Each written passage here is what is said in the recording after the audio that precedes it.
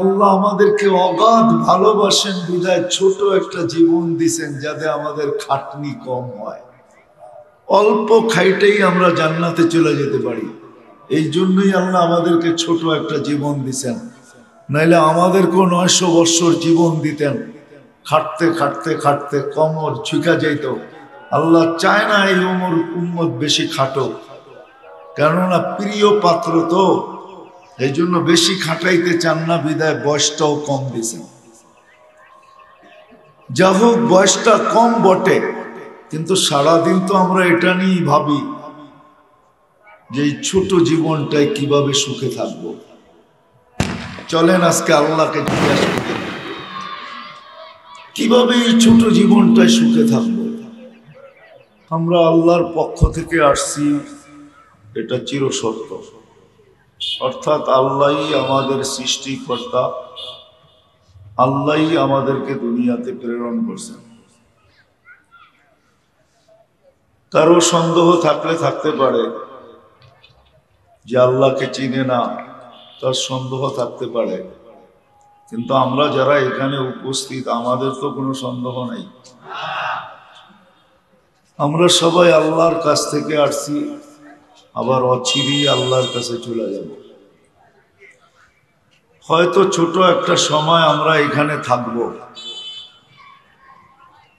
কতদিন থাকবো এটাও নিশ্চিত, 60-70 বছর হয়তো থাকবো।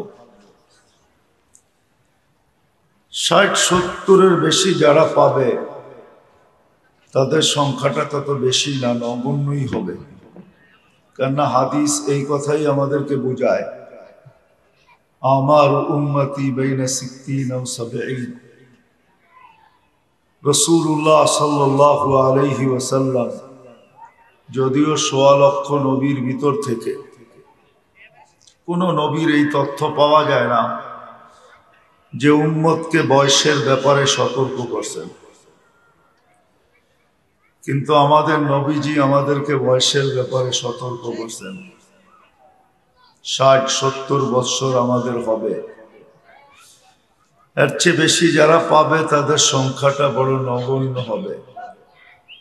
এই জন্যই সারা দুনিয়ায় দেখা যায় গড়ায়ু 70 কোনো দেশের নাই, নিচেই আছে, উপরে কেউ আজ পর্যন্ত বসতে পারে না।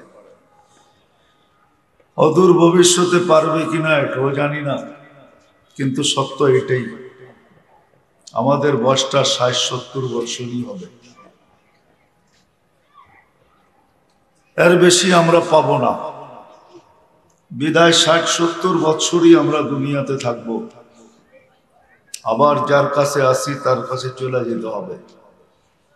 কবরস্থানগুলো আমাদেরকে এই কথাই বলে যে আমরাও ছিলাম, চলে আসছি, তোমরাও আসো, তোমরাও চলে আসবে।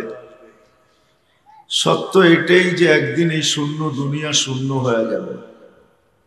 আজকে তো দুনিয়া ভরা মানুষ, দুনিয়াটা শূন্য ছিল, আবার শূন্য হয়ে যাবে। একটা দিন এমনও আসবে যে দুনিয়াটাই থাকবে না। সত্য এটাই, দুনিয়াটা একদিন থাকবে না।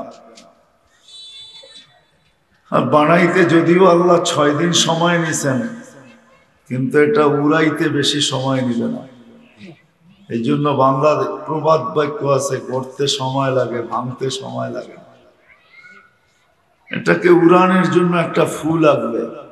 ইসরাফিল আলাইহিস সালাম একটা ফু দিবেন, আর পুরাটা জগৎ তুলা হয়ে উড়া যাবে। আমরা ছোট একটা সময়ই থাকব, বিদায় চলেন না, যখন আল্লাহকে বিশ্বাস করি আল্লাহর কাছেই জিজ্ঞাসা করি যে আমরা এই ছোট জীবনটা যে থাকব, আমরা একটু সুখে থাকতে চাই।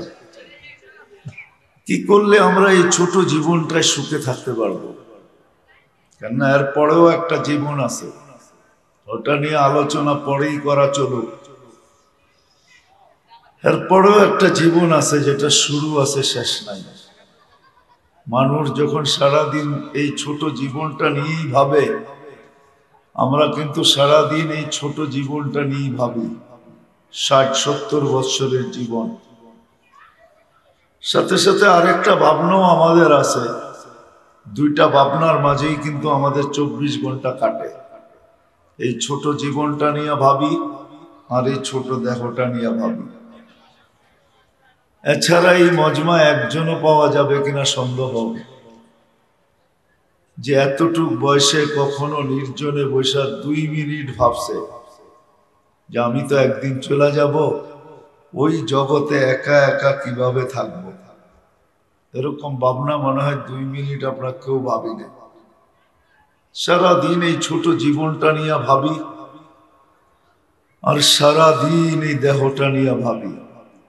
এই জন্য আমি আলোচনা এখানেই শুরু করতে চাইতেছি, যে জীবনটা নিয়ে আমরা ভাবি, কেন এটা আল্লাহর তৈরি না, এটা মানুষের তৈরি না, এটা আল্লাহর তৈরি। দেহটা আল্লাহ তৈরি করছে। যদিও আজকে দেখতে বিশাল দেখা যায়, কেউ 5 ফিট, কেউ 5.5 ফিট, কেউ 6 ফিট, কেউ 60 কেজি, কেউ 70, কেউ 80, কেউ 90, কেউ 100। আজকে যদিও দেহটা বিশাল দেখা যায়, মার পেটের থেকে যখন আসছিলাম বড় ছোটই ছিলাম। এই জন্যই আল্লাহ বলে কুনতা সাগীরা, তুই বড় ছোট ছিলি। কুনতা দাঈফা, তুমি বড় দুর্বল ছিলে। কুনতা জাহিলা, তুমি বড় অজ্ঞ ছিলে। কুনতা মিসকিনা, তুমি বড় নিঃস্বয় ছিলে। সত্য এটাই।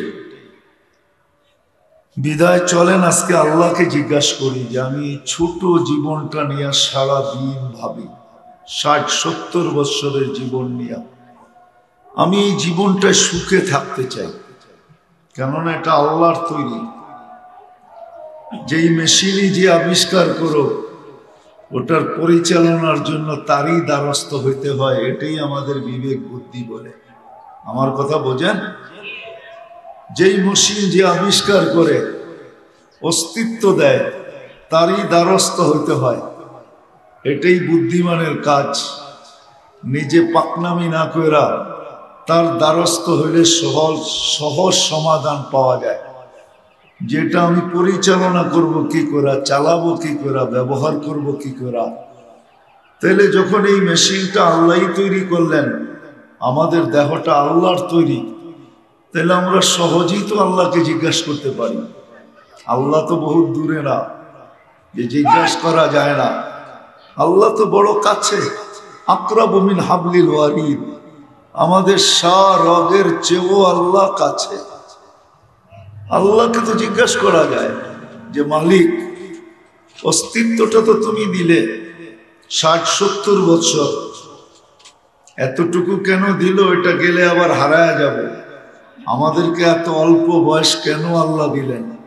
আমরা অভিযোগ করতে পারি, আল্লাহ ইতিহাসের পাতায় তো দেখি কারো 900, কারো 950, কারো 700, কারো 800, 100, 150 তো অহরহ দেখা যায়, কিন্তু আমাদেরকে এত কম দিলেন কেন?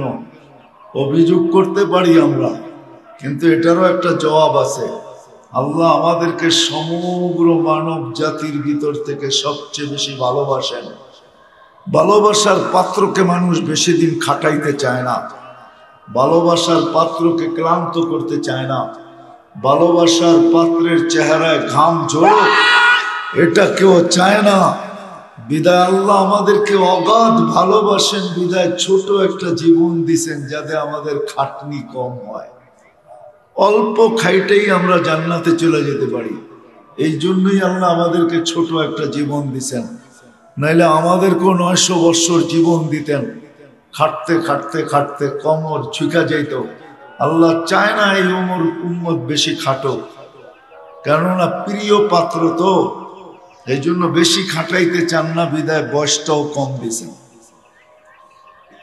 যা হোক, বয়সটা কম বটে, কিন্তু সারাদিন তো আমরা এটা নিয়েই ভাবি যে এই ছোট জীবনটায় কিভাবে সুখে থাকবো। চলেন আজকে আল্লাহকে জিজ্ঞাসা করি, কিভাবে এই ছোট জীবনটায় সুখে থাকবো। কি যায় আল্লাহকে জিজ্ঞাসা করে? না যায় না।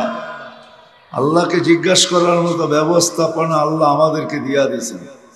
নিজের কালাম উঠায়া দিয়া দিয়েছেন। কালাম যা জিজ্ঞাসা করতে চাও কালামকে জিজ্ঞাসা করো, ওটার ভিতরেই আমার কথা রয়ে গেছে। আল্লাহর কালামকে জিজ্ঞাসা করলে পাওয়া যায়। যদিও আমরা হাজারো থিওরি নিয়ে দৌড়াইতে দৌড়াইতে ক্লান্ত হইতেছি, শুধু পুরুষ ক্লান্ত না, সাথে সাথে নারীও ক্লান্ত। ছোট ছোট ক্লান্ত না, বড় ক্লান্ত।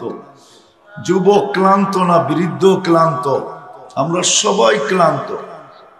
শুধু এই ছোট জীবনটাকে গুছাইতে যায়। আজ পর্যন্ত তো আমি ভাবলাম না, আল্লাহকে জিজ্ঞাসা করলাম না যে অস্তিত্ব তো আপনি দিলেন, আমরা তো নিজ ইচ্ছায় অস্তিত্ব নেই নাই, আপনি সদিচ্ছায় অস্তিত্ব দিলেন, সদিচ্ছায় মানুষ বানাইলেন। আপনার কাছেই জিজ্ঞাসা করি, আমি সুখে থাকতে চাই তো থাকবো কি করে? সত্য এটাই। বাংলায়ও একটা প্রবাদ বাক্য আছে, পুণ্যে আনে সুখ, পরিশ্রমে ধন আনে বটে, কিন্তু পুণ্যে আনে সুখ। বস্তু দিয়ে সুখী হওয়া যাবে না।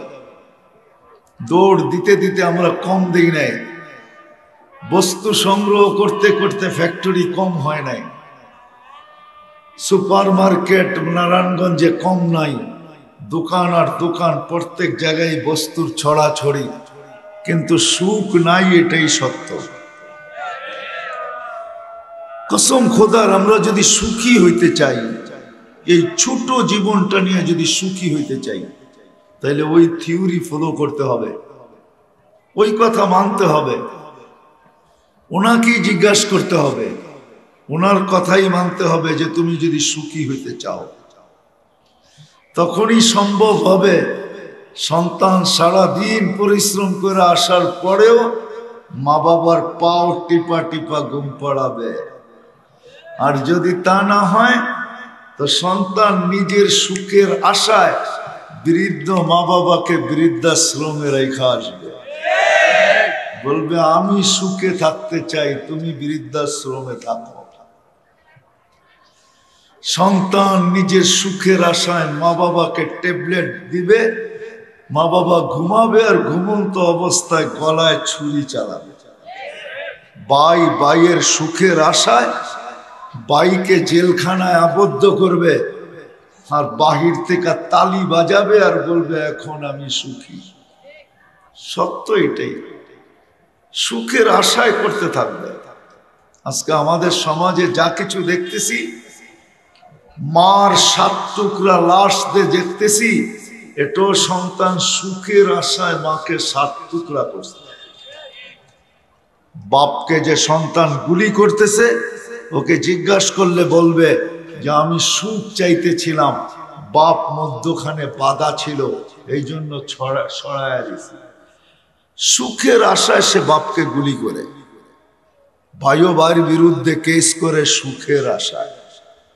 আসলে এখানে সুখ নাই। কথা লম্বা হবে না, এখানে সুখ নাই। যদিও সুখের আশায় দৌড়াইতেছে, 12 ঘন্টা ডিউটি করার পরে ওভারটাইম সুখের আশায়, কিন্তু আজ পর্যন্ত কেউ বলতে পারবে না আই এম হ্যাপি, আমি সুখী। এটা কেউ বলতে পারবে না। সুখী শুধু আমাদের কেক সুখী, কেকের গায়ে লেখা থাকে হ্যাপি, কেক সুখী, আমরা সুখী না। স্বামী স্ত্রী 2 জন কামায়, 2 জনকে জিজ্ঞাসা করলে বলবে সুখের আশা, তারপরও সুখী না। দেশ থেকে দেশান্তর হয়, তারপরও সে সুখী না। কেউ আমরা সুখী না। আজকে যা দেখতেছি চোখে, কসম খোদা। এই জন্যই উলামায়ে কেরাম আমাদের জন্য এরকম মাহফিল রচিত করেন। বিভিন্ন উলামায়ে কেরাম আসে, বিভিন্ন ভাবে বুঝাইতে চেষ্টা করে। তার ভিতর থেকে আমিও একজন চলে আসছি, যদি বুঝে আসে। সুখী হইতে চাই আমরা, কিন্তু আমরা চাই আমরা যা ভাবি ওইভাবে, আমরা যা শিখছি ওইভাবে, আমরা যা শুনি ওইভাবে, আমরা যা চিন্তা করি ওইভাবে।